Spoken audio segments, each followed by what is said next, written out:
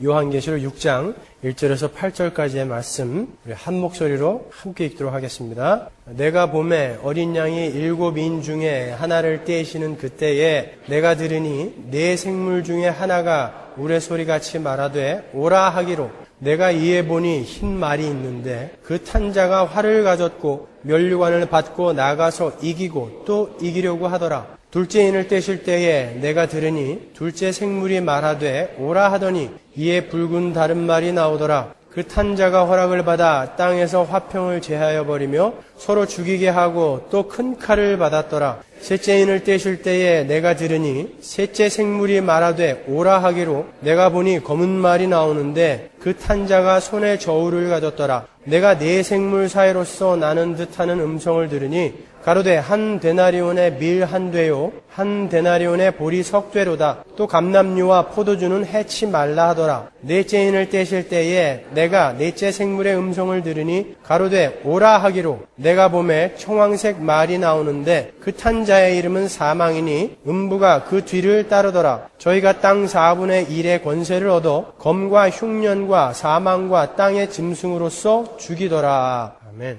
이제 6장 7인으로 들어갑니다. 여러분이 보셔서 아시겠지만 굉장히 어려운 단어들이 많이 나오죠. 그렇지만 여러분 겁먹지 마세요. 전부 구약성경에서 인용된 부분이라 제가 구약성경을 잘 설명을 해드릴 거예요. 별로 어려운 거 없으니까 이리 겁먹지 마시고 수수께끼로 무슨 역사적인 사건으로 이렇게 풀려고 시도만 안 하시면 돼요. 어린 양 예수 그리스도께서 7인으로 봉한 책을 이제 하나님으로부터 받아 드시고 드디어 인을 하나하나 떼시는 거예요. 지난 시간에도 말씀드렸지만 여러분께서 이 7 재앙의 부분을 읽으실 때 단순히 역사적, 시간적 순서로 배열이 된 사건으로 보시면 안 된다고 제가 말씀드렸습니다. 이 7인, 7 나팔, 7 대접의 이야기는 성경 전체의 계시의 내용이 그렇듯이 반복적이며 점진적이며 점층적이며 점강적인 기법으로 기록이 된 거예요. 잘 보시면요. 인의 재앙에서는 땅의 4분의 1이 재앙으로 피해를 입고 나팔재앙에서는 3분의 1이 다 날아갑니다. 대접재앙에서는 전체가 멸망해버립니다. 이런 식으로 그 재앙의 색채와 인상이 점진적으로 더욱 짙어지고 확연하게 드러나는 거예요. 성경 전체가 바로 어떻게 타락한 인간이 천국잔치, 성전의 완성, 하나님 나라의 완성으로 들어가는가를 이렇게 점진적이며 반복적으로 설명해 주는 것처럼 요한계시록의 이 부분도 바로 그렇게 점진적이며 반복적이며 점층적이며 점강적인 기법으로 기록이 된 거예요. 마치 바로가 꾼 꿈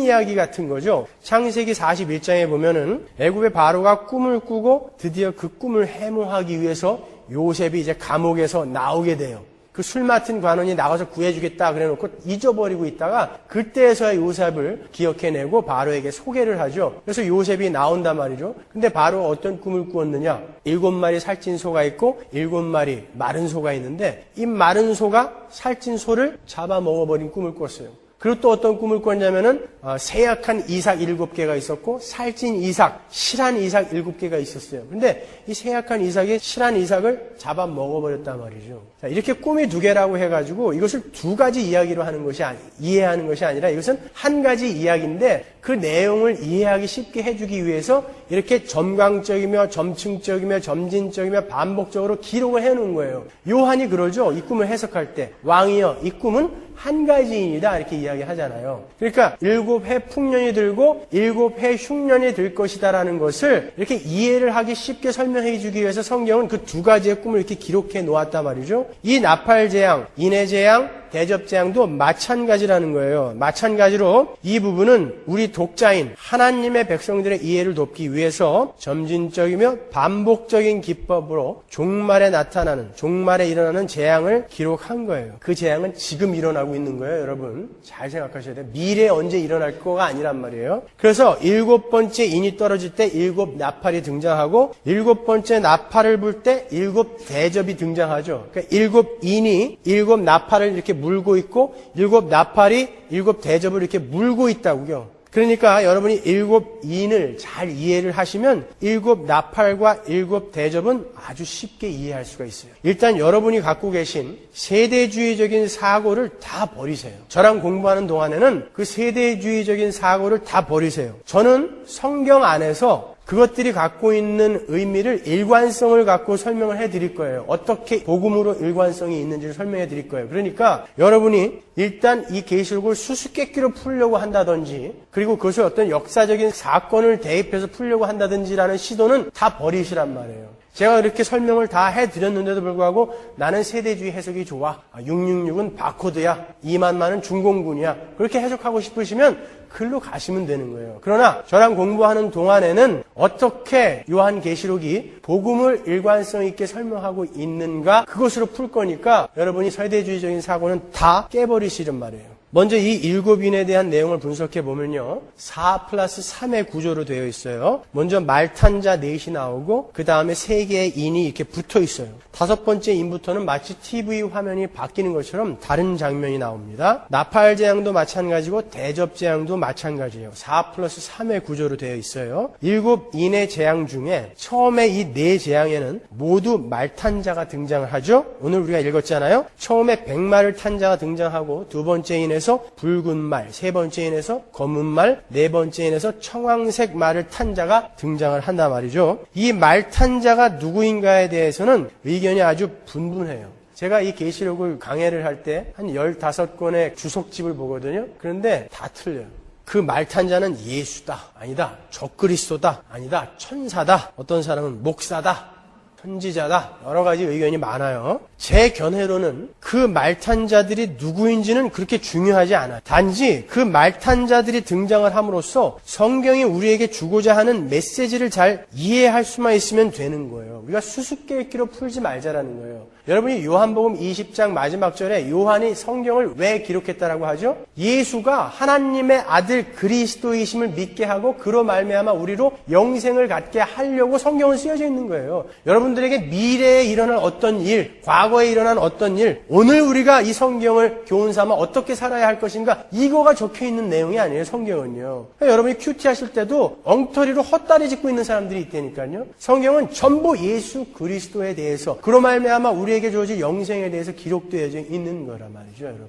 그러니까 여러분이 그 말탄자가 누구인가 거기에 초점을 맞추고 거기에 관심을 가지시기보다는 거기에서 주는 복음 안에 들어있는 메시지가 무엇인가를 찾아내시란 말이에요. 먼저 요한이 이 말탄자들이 등장하는 부분을 구약에 어디에서 인용을 했는지를 찾아보면서 차근차근 오늘 본문의 내용을 해석해 보도록 하겠습니다. 스가랴서 1장 7절로 한번 가보세요. 다리오 왕 2년 11월 곧 스밧월 24일에 이또의 손자 베레기야의 아들 선지자 스가랴에게 여호와의 말씀이 임하여 이르시니라. 내가 밤에 보니 사람이 홍마를 타고 골짜기 속 화석류 나무 사이에 섰고 그 뒤에는 홍마와 자마와 백마가 있기로 내가 가로되 내 주여 이들이 무엇이니까? 내게 말하는 천사가 내게 이르되 이들이 무엇인지 내가 내게 보이리라 하매 화석류 나무 사이에 선 자가 대답하여 가로되 이는 여호와께서 땅에 두루 다니라고 보내신 자들이니라. 그들의 정체가 나오죠. 그들이 화석류 나무 사이에 선 여호와의 사자에게 고하되 우리가 땅에 두루 다녀 보니 온 땅이 평안하여 정원하더이다. 여호와의 사자가 응하여 가로되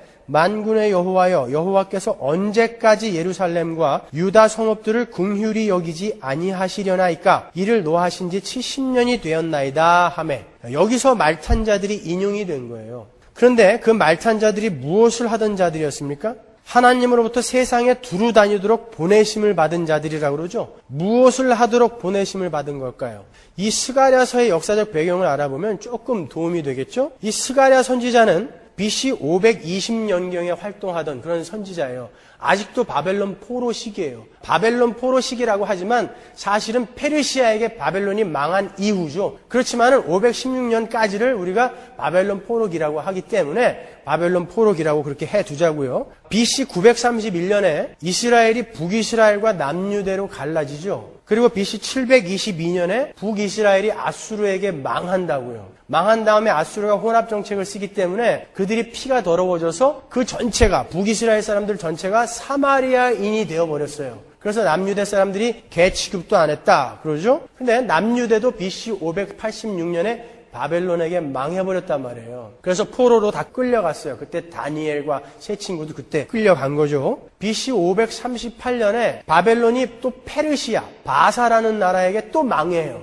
그런데 그 페르시아의 고레스 왕이 이스라엘을 귀향을 시키는데 가서 성전을 재건해라 그래요. 그때의 지도자가 스룹바벨이라는 사람인데 유대인으로서 유대의 총독이 된 사람이에요. 첫 번째로. 그런데 이제 사마리아인으로 불리게 된 북이스라엘 사람들과 또 페르시아 고레스 왕의 신하들이 그 성전 재건을 방해를 해요. 그래서 성전 재건이 중단이 됐어요. 그때에 나타나가지고 분연이 일어나서 너희들 성전 재건해야 된다라고 독려하고 재촉을 한 사람이 바로 스가랴 선지자예요. 성전 재건이라는 것은 단순히 구약에서 하나님을 예배하고 하나님께 제사를 드리는 처소의 개념이 아니라 하나님 나라의 개념이에요. 하나님이 계신 하나님 나라. 그러니까 하나님 나라의 완성을 이야기하는 거예요. 스가랴서도 역시. 자, 그러니까 이스라엘이 그러한 하나님의 진노로 인한 재앙을 당하던 시기에 그 말탄 자들이 세상에 보내어진 거예요. 그러니까 그들은 하나님의 진노의 메시지를 가지고 땅에 두루 다니면서 심판과 저주와 재앙을 전하던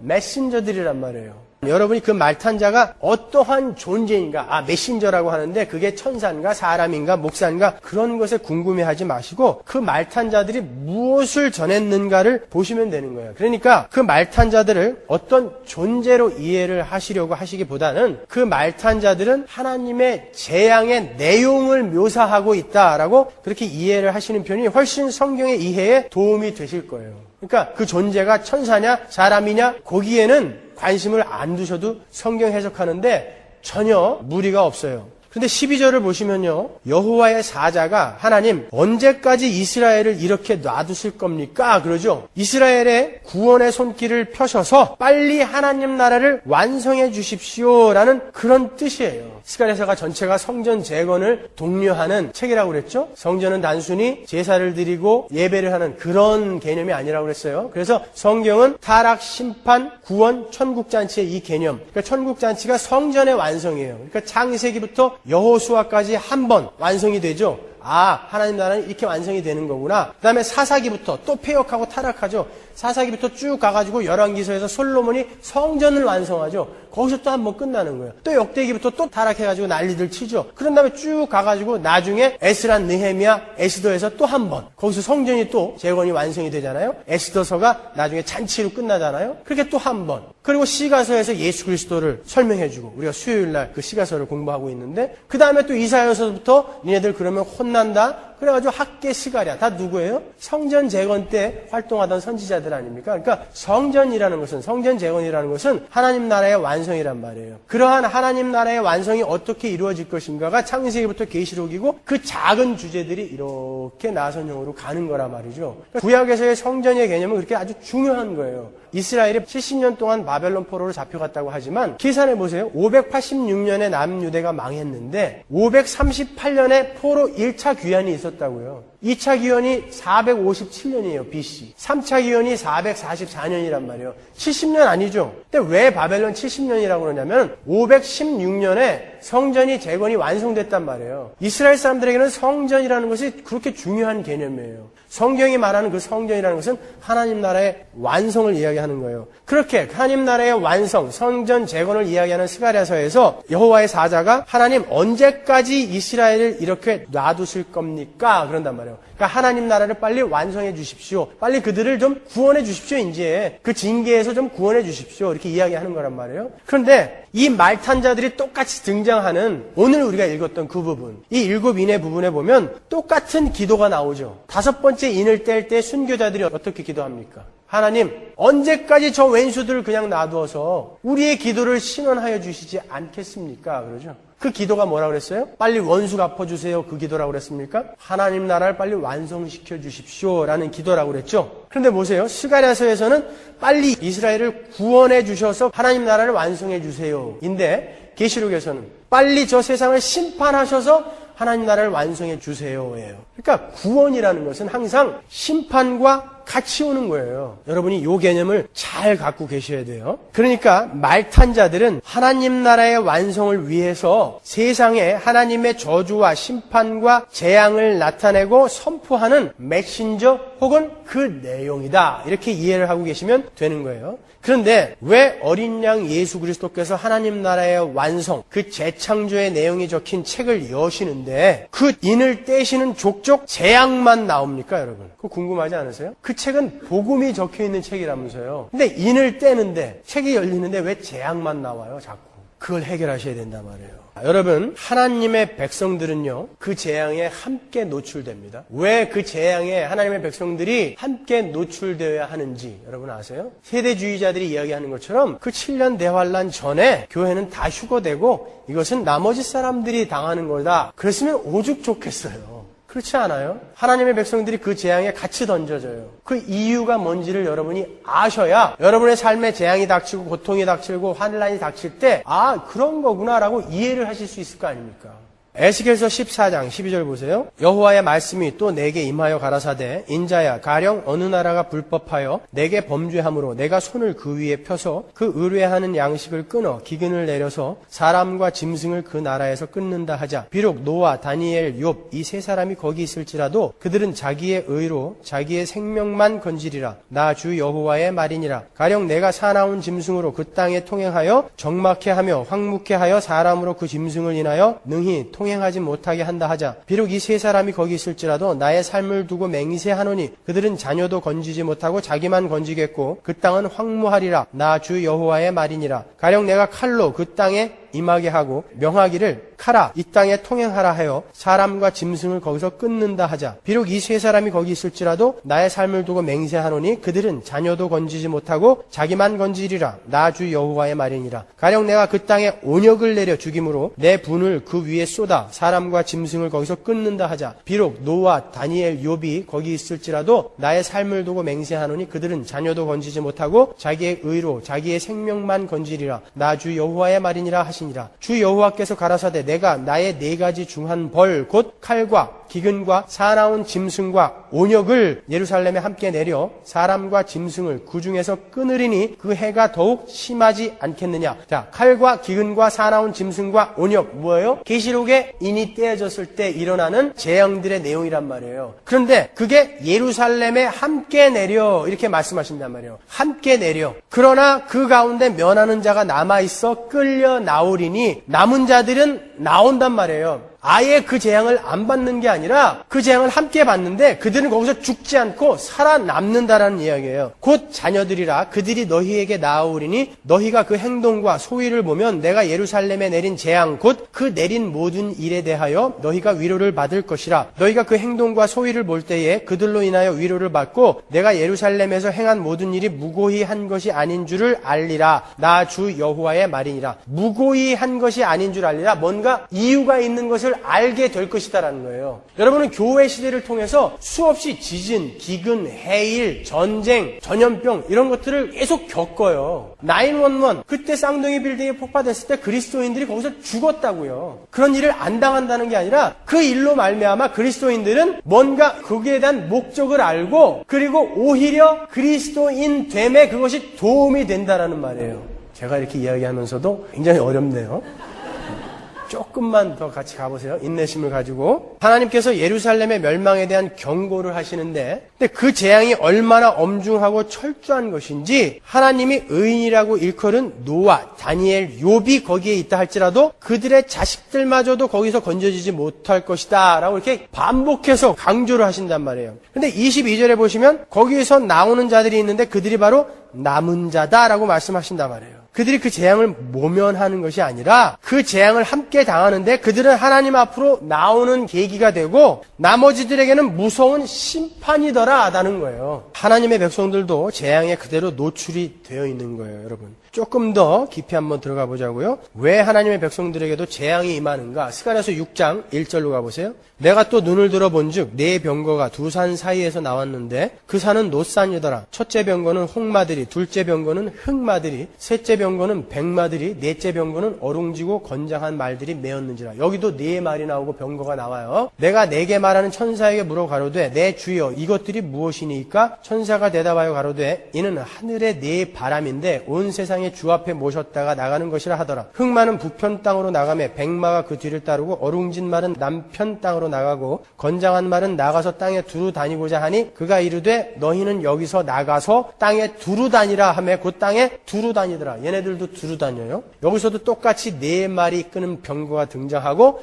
역시 하나님의 심판과 저주 재앙을 전하기 위해 세상으로 보내심을 받는 거예요. 그런데 그들이 어디서 나온다고 그래요? 1절 보세요. 내가 또 눈을 들어본즉 네 병거가 두 산 사이에서 나온다 그래요. 이 두 산 사이가 바로 이 네 명의 말탄자가 누구인가, 그 말탄자가 무엇인가를 이해하는 중요한 키가 되는 거예요. 두 산이 의미하는 바가 뭘까? 스가랴서 14장 1절로 가보세요. 여호와의 날이 이르리라. 그날에 네 재물이 약탈되어 너희 중에서 나누이리라. 내가 열국을 모아 예루살렘과 싸우게 하리니 성읍이 함락되며 가옥이 약탈되며 부녀가 욕을 보며 성읍 백성이 절반이나 사로잡혀 가려니와 남은 백성은 성읍에서 끊쳐지지 아니하리라. 그때 여호와께서 나가사 그 열국을 치시되 이왕 전쟁 날에 싸운 것 같이 하시리라. 그날에 그의 발이 예루살렘 앞 곧 동편 감람산에 서실 것이요 감람산은 그 한가운데가 동서로 갈라져서 매우 큰 골짜기가 되어서 산 절반은 북으로 절반은 남으로 옮기고 그 산 골짜기는 아셀까지 미칠지라. 너희가 그 산 골짜기로 도망하되 유다 왕 우시야 때에 지진을 피하여 도망하던 것 같이 하리라. 나의 하나님 여호와께서 임하실 것이요 모든 거룩한 자가 주와 함께 하리라. 하나님께서 감람산에 서시니까 그 감람산이 둘로 갈라져요. 그 갈라진 두 산 사이, 그 골짜기로 모든 백성들이 도망을 하는 장면이에요.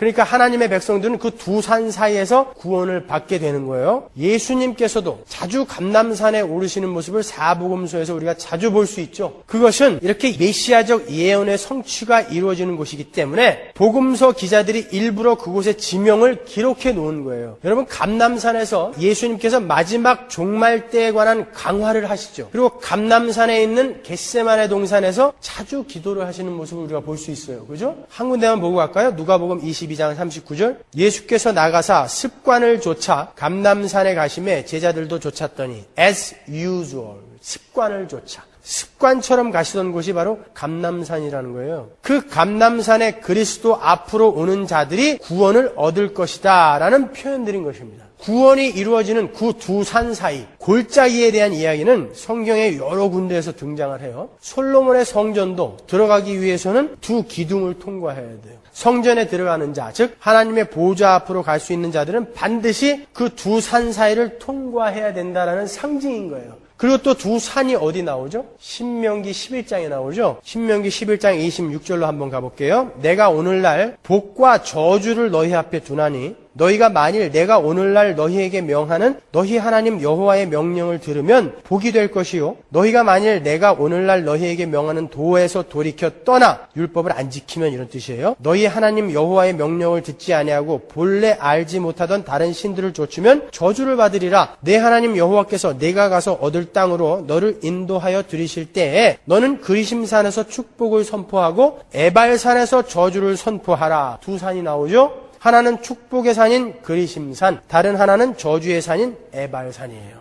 이 구절을 근거로 북이스라엘 사마리아 사람들이 그리심산에다가 자기들의 성전을 지은 거예요. 남유대 사람들이 제사 드리러 못 오게 하니까 이 구절을 근거로 여기가 진짜다, 축복의 산이다. 그래서 그리심산에다가 성전을 지은 거죠. 하나님의 율법을 지키면 그리심산에서 축복을 받고 율법을 지키지 못하면 에발산에서 저주를 받는 거예요. 그런데 왜 스가랴서 14장에서는 하나님의 백성들이 그리심산이 아닌 골짜기로 도망을 가서 거기서 구원을 받는다라고, 거기서 살게 된다고 표현을 하죠? 그리심산은 뭐라고 그랬어요? 율법을 지킴으로 말미암아 받는 축복의 산이라고 그랬죠? 타락한 인간은 절대 율법을 지켜서 하나님으로부터 인정을 받을 자가 하나도 없다라는 거예요. 그래서 우리는 골짜기로 가는 거예요. 그 골짜기는 뭐예요? 축복의 산, 저주의 산, 가운데는 뭐예요? 축복과 저주가 재앙이 공존하는 곳이란 말이에요. 여러분은 거기 사시는 거예요. 그래서 여러분의 삶에 고난과 고통과 재앙이 있는 거예요, 여러분. 그러니까 세상의 심판과 재앙을 선포하는 메신저들이 그 두 산 사이에서 나온다는 것은 그 재앙이 하나님의 백성들에게는 그들의 구원의 완성에 꼭 필요한 것이다라는 거예요.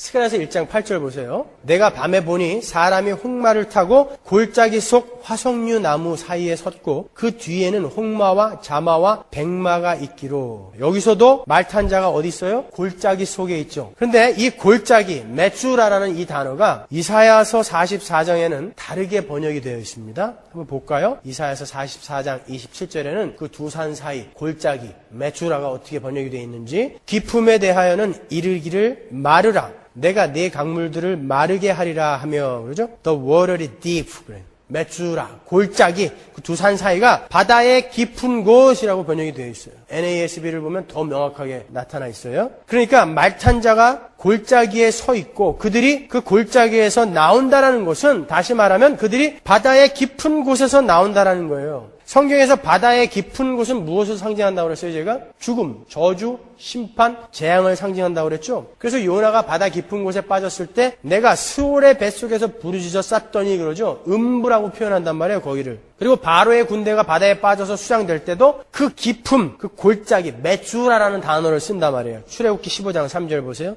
여호와는 용사시니 여호와는 그의 이름이시로다. 그가 바로의 병거와 그 군대를 바다에 던지시니 그 택한 장관이 홍해에 잠겼고 큰 물이 그들을 덮으니 그들이 돌처럼 깊음에 내렸도다, 그러죠. 그들이, 애굽 군대가 돌처럼 음부로 죽음으로 가라앉았다라는 표현이에요. 그 죽음과 저주와 심판에서, 재앙에서 건져 올려내는 것이 바로 구원이요 재창조인 거예요. 그러니까 우리의 삶 속에서도 그게 있어요. 근데 거기에서 우리는 이렇게 하나님이 끌어올리신다는 거예요. 시편 68편 22절 보세요. 주께서 말씀하시기를 내가 저희를 바산에서 돌아오게 하며 바다 깊은 데서 도로 나오게 하고, 도로 나오게 한다는 건 뭐예요? 거기에 넣겠다는 거죠. 거기서 나오게 하는 게 구원이라는 말이에요. 거기서 나오게 하는 게. 잘 들으세요, 여러분. 하나님께서 하나님의 백성들을 재창조해 내시기 위해서, 구원해 내시기 위해서는 반드시 선행되어야 할 것이 있어요. 그게 뭐죠? 옛사람이 죽는 거예요. 죽어야 다시 살 거 아닙니까? 심판과 저주로, 재앙으로 죽이시는 거예요. 그걸 역창조라고 해요, 신학적인 용어로는. 그래야 새로운 사람이 창조되는 거예요. 그것이 그리스도인의 삶에 반드시 고난과 고통과 환난이 있는 이유인 거예요. 죽어야 다시 사니까. 예레미야 31장 32절 보세요. 나 여호와가 말하노라. 이 언약은 내가 그들의 열주의 손을 잡고 애굽 땅에서 인도하여 내던 날에 세운 것과 같이 아니할 것은 내가 그들의 남편이 되었어도 그들이 내 언약을 파하였음이니라. 하나님께서 남편이 되어서 손을 잡고 끌고 갔는데도 이들은 죄를 짓더라는 거예요. 그래서 어떻게 해야 돼요? 죽이고 다시 살리는 방법밖에 없구나. 33절 보세요. 나 여호와가 말하노라. 그러나 그날 후에 내가 이스라엘 집에 세울 언약은 이러하니, 새 언약이죠. 곧 내가 나의 법을 그들 속에 두며 그 마음에 기록하여 나는 그들의 하나님이 되고 그들은 내 백성이 될 것이다. 인트루전, 뚫고 들어가서 죽여버리고 새 인간으로 만들어버리시겠다는 거예요. 그래서 우리의 구원에는 반드시 심판과 저주와 재앙이 공존하는 거예요. 창세기의 첫 창조 때도 그런 힌트가 나와요, 여러분. 창세기 1장 2절 보실까요? 땅이 혼돈하고 공허하며 흑암이 깊음 위에 있고, 어디 있어요? 깊음 위에 있다고 그러죠. 하나님의 신은 수면에 운행하시니라. Upon the face of the deep, 그런다고. 창조의 보증으로 서 계신 성령 하나님께서 어디에 서 계세요? 깊음 위, 깊은 수면 위에 운행하신단 말이에요. 새 창조는 죽음에서부터 시작되는 것이다 라는 것을 미리 예표하는 거예요. 창세기 7장 20절 보세요. 물이 불어서 15규빗이 오름에 산들이 덮인지라. 땅 위에 움직이는 생물이 다 죽었으니 곧 새와 육축과 들짐승과 땅에 기는 모든 것과 모든 사람이라. 육지에 있어 코로 생물의 기식을 호흡하는 것은 다 죽었더라.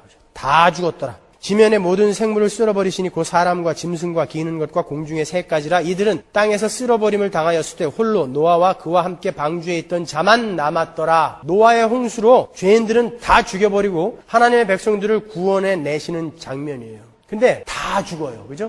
다 죽어요. 홍수로 다 죽어요. 그 깊음 속에 다 빠져 죽어요. 하나님의 백성들은 그 홍수를 경험하지 않나요? 경험해요. 근데 대신 예수 그리스도를 상징하는 방주가 대신 맞아주는 거예요. 여러분은 그 재앙과 저주와 심판의 이 땅에서 함께 공존하시면서 그 재앙과 저주와 심판이 다른 이들에게 내려지고 또 나에게 내려지는 것들을 경험하시면서 그 십자가를 배우시는 거예요, 자꾸요. 그로 말미암아 여러분은 십자가를 자꾸 이해하게 되고 살아나는 거고 다른 자들은 그냥 죽어가는 거예요. 성경에서 살다, 죽다라는 뜻은 우리가 갖고 있는 국어사전의 개념의 뜻이 아니란 말이에요. 산다라는 것은 여러분은 영원한 나라에 가서 하나님과 영원히 사는 것을 산다라고 그러는 거예요. 그러니까 그러한 재앙과 그러한 저주와 그런 심판이 그리스도인들, 하나님의 백성들에게는 삶을 위한 하나의 과정이 되는 거예요. 아, 그래서 예수님이 죽으셨구나. 아, 그래서 나에게는 그 십자가가 꼭 필요한 것이었구나. 이걸 배우게 되는 거예요, 우리는요, 거기서. 창세기 8장 15절 보세요. 하나님이 노아에게 말씀하여 가라사대 너는 내 아내와 내 아들들과 내 자부들로 더불어 방주에서 나오고 너와 함께한 모든 혈육 있는 생물 곧 새와 육축과 땅에 기는 모든 것을 다 이끌어내라. 이것들이 땅에서 생육하고 땅에서 번성하라 하시매. 창세기 1장의 첫 창조 때 쓰였던 단어를 모든 코로 기식하는 생물이 다 죽고 난 이후에 다시 한번 쓰신단 말이에요, 여기에서. 새 창조는 선행되어져야 될 것이 죽음이에요. 노아가 그 아들들과 그 아내와 그 자부들과 함께 나왔고 땅 위의 동물 곧 모든 짐승과 모든 기는 것과 모든 새도 그 종류대로 방주에서 나왔더라. 보세요. 똑같은 단어들이 쓰인단 말이에요. 첫 창조 때하고 똑같이.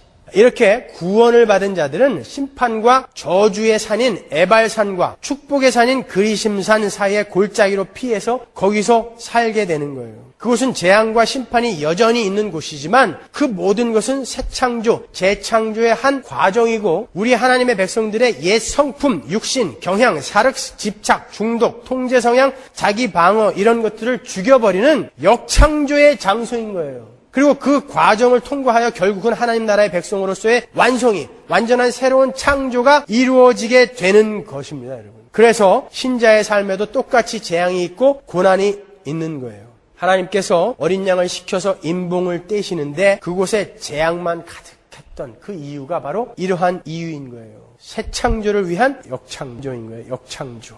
여러분은 이 땅에 끊이지 않는 전쟁과 기근과 자연재해와 또 늘 새롭게 나타나는 그런 불치의 전염병들의 악인들과 동일하게 노출이 될 거예요. 여러분 에이즈 안 걸릴 줄 아세요? 여러분도 걸리세요. 여러분들은 전쟁 경험 안 하실 것 같죠? 여러분 LA에는 태풍이 닥치지 않을 것 같으십니까? 동일하게 여러분들에게도 일어날 거예요. 그리고 그러한 것을 경험해본 분들이 있어요, 이 자리에도. 그러나 여러분은 그러한 일들을 당하시거나 지켜보시면서 왜 나에게도 이런 일이 일어나는 거야? 아니 하나님이 계시는데 왜 저런 불쌍한 사람들이 생겨? 그런 식으로 원망을 하셔서는 안 된다는 거예요. 여러분은 허리케인 카타리나가 휩쓸고 간 뉴올리언즈를 보면서 쓰나미가 휩쓸고 간 푸켓이나 인도네시아를 보면서 또 며칠 전에 순례 행진하다가 깔려서 죽은 이라크의 이슬람 교도들을 보면서 그리고 여러분의 인생에 일어나는 실제로 여러분의 인생에 일어나는 그런 재앙들을 경험하시면서 아 하나님의 심판은 진짜 무시무시한 거구나. 정말 최후의 마지막 최후의 심판이 닥치게 되면은 저런 모든 재앙을 다 보탠 것보다 거기에 억만 배를 곱한 것보다 더 무시무시한 하나님의 진노의 불길이 덮칠 텐데 그때는 어떻게 할 것인가? 아니 태풍 하나가 도시의 80%를 날려버린다면 그 하나님의 모든 진노가 한 곳에 쏠려버린 그 진노의 불길은 얼마나 무시무시할 것인가? 아 그리고 정말 성경에 기록된 대로 한치의 오차도 없이 역사는 진행되어져 가는구나. 계시록에 기록되어져 있는 그러한 재앙들이 지금 계속 나타나고 있잖아요. 점점 강하게 나타나고 있잖아요. 진짜 나타나고 있구나. 그리고 지금 이 순간에도 우주는 그 종국의 그 무시무시한 심판과 저주 속으로 지금 급격히 지금 빨려 들어가고 있구나. 아, 시간이 없다. 그리고 우리도 마땅히 그런 저주 속에 떨어져야 하는 자들인데, 아니, 어떻게 우리는 예수를 믿고 거기서 건짐을 받게 되었는가?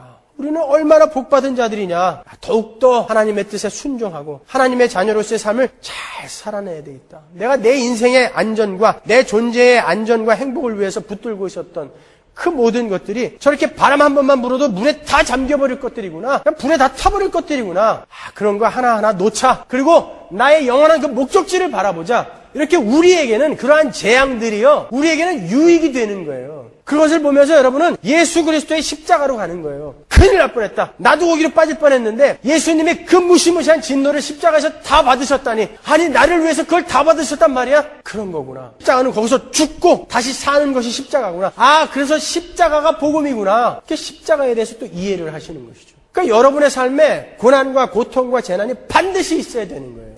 이렇게 이 땅에 내리는 재난은 두 가지 이중성이 있는 거예요. 믿지 않는 자들에게는 엄중한 경고로, 또 믿는 자들에게는 그들을 정결케 하는 성화의 수단으로 쓰여지는 거예요. 그러니까 여러분이 예수를 믿고 아무런 환난과 고난과 고통을 당하지 않고 나는 예수 믿고 났더니 만사형통이야, 걸렸던 병도 그냥 낫더라, 그런 사람은 다시 한번 생각해 보세요. 여러분들 예수 믿는 사람 아닐지도 몰라요.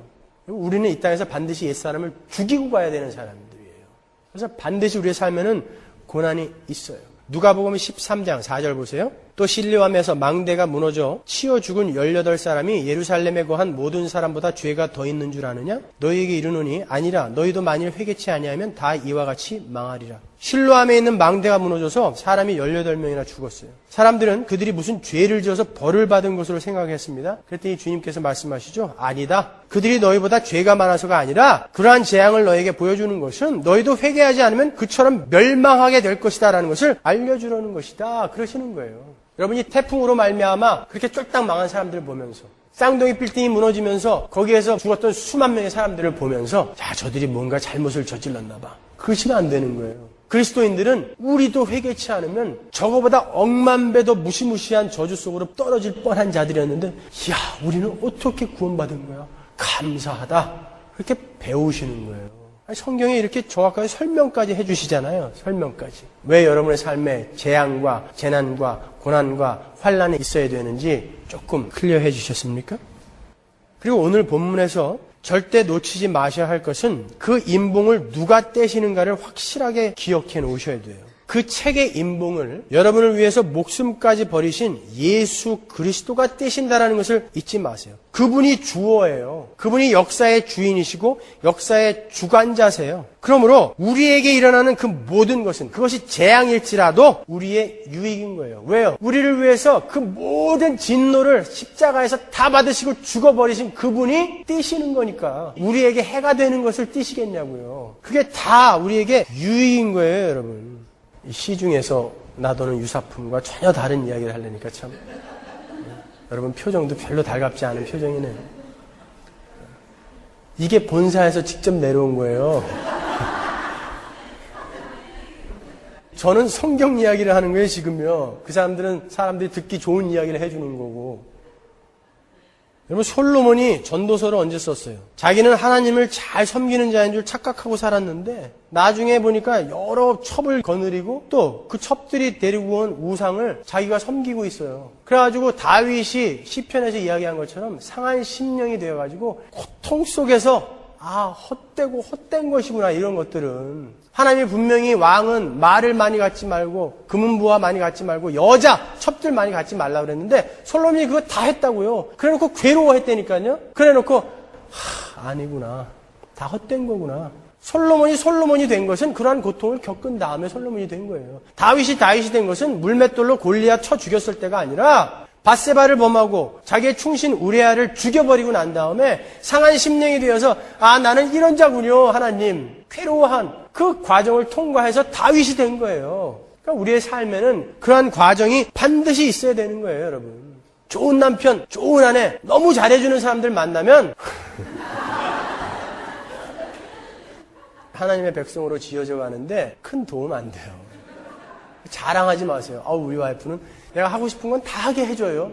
잘 생각해 보세요. 그 아내가 그 남편 지옥 가게 만들려고 그냥 놔두는 걸지도 몰라요. 나쁜 새끼, 그러다가 지옥 가라, 이렇게. 왜냐면 말려줘야 이 사람이 사람이 될 텐데 하도 그냥 미우니까 그렇게 살다가 지옥 가라. 진짜 사랑하는 사람은 못하게 하죠. 맨날 술 처먹고 새벽 4시, 5시에 들어오는데 그 가만히 있으면은 그게 사랑하는 거예요? 아니에요. 그래서 우리의 삶에는 그렇게 훈련 교관도 있고 때로는 사기도 당하고 때로는 망하기도 하고 그러는 거예요. 그러면서 우리는 그러한 재앙 속에서 지어져 가는 거예요. 하나님의 백성으로요. 이게 기독교예요. 이게 성경이 말하는 그리스도인들의 삶인 거예요, 여러분. 그러한 재앙이 닥쳐올 때 맞서세요, 여러분. 그리고 죽으세요. 반드시 우리 이 땅에서 죽어야 된다니까요. 그래서 이 땅에 보내신 거예요, 하나님이요. 죽고 새 사람으로 만들어 가시기 위해서. 왜 애굽에서 60만 명의 장정이 나왔다가 광야에서 다 죽고 새 사람 60만 명이 가나안에 들어가냐고요. 교회인 여러분은 이 땅에서 여러분의 인생에서 광야 인생에서 반드시 죽어야 된다니까요. 그 죽음에 어떻게 만사형통이 행복이 기쁨이 어떻게 여러분의 죽음에 일조를 하겠습니까? 우리는 죽어야 돼요. 죽으십시오, 여러분. 여러분이 어디로부터 구원을 받았고 또 무엇에 의해 구원을 받았으며 또 무엇을 위해 구원을 받았다라는 이 복음이 확실하게 여러분 머릿속에 들어가 있다면 여러분 오늘 제가 여러분께 한 이 설교가 어렵지 않을 거예요. 절대 이단들의 가르침에 넘어가지 않을 거예요. 여러분 어디서부터 구원받았어요, 여러분? 사탄으로부터? Saved from what? 하나님의 진노로부터요. 여러분은 구원을 받았다니까요. 여러분이 당하는 재앙, 고통, 환난은 하나님의 진노가 아니에요. 여러분은 하나님의 진노로부터 구원을 받았어요. Saved by what? Only by grace. Saved for what? 무엇을 위해서? 우리의 영광을 위해서? 배 터지게 잘 먹고 잘 살기 위해서요? 공부했잖아요. 이사야서 43장 7절. 내 백성은 나의 영광을 위해서 상주했다 그러잖아요. 하나님의 영광을 위해서요. 우리의 영광을 위해서 구원받은 게 아니라 하나님의 영광을 위해서 여러분이 잘 먹고 잘 살고 형통하고 훌륭한 사람 되게 만들기 위해서 구원하신 것이 아니라 하나님의 영광을 위해서. 어떻게 해야 하나님의 영광이 드러납니까? 우리가 하나님의 백성으로 지어져 가면서 세상 사람들이 야 어떻게 저런 인간도 저렇게 변해가냐. 저가 믿는 하나님은 진짜 위대하신 분이다. 여러분 그렇게 변해가시면서 궁극에 가서는 그 영생으로 하나님 나라로 척 들어가게 되는 거. 그게 우리의 목표 지점이에요. 그렇다면 여러분의 삶에 오는 재앙이나 재난이라든지 환난이라든지 이게 이해가 안 갈 이유가 없잖아요. 아, 내 목표 지점인 저기를 위해서 하나님이 골짜기에다가 지금 나를 갖다 놓고 계시는구나. 근데 거기가 구원의 장소구나. 내 말탄 자들이 거기서 나와서 심판과 저주와 재앙의 메시지를 전한단 말이에요. 그러나 우리에게는 그게 복음인 거예요, 여러분. 많이 힘들수록 좋은 거예요. 많이 힘들수록 여러분은 하나님의 사랑을 깊이 받으시는 분들이에요. 여러분 엉터리 같은 기독교에 속지 마세요. 유사품에 속지 마시고 본사, 직송 진리를, 성경을 의지하셔야죠, 여러분. 왜 주님이 인을 떼시는데 재앙이 쏟아지는지 이제 아시겠죠? 기도하겠습니다.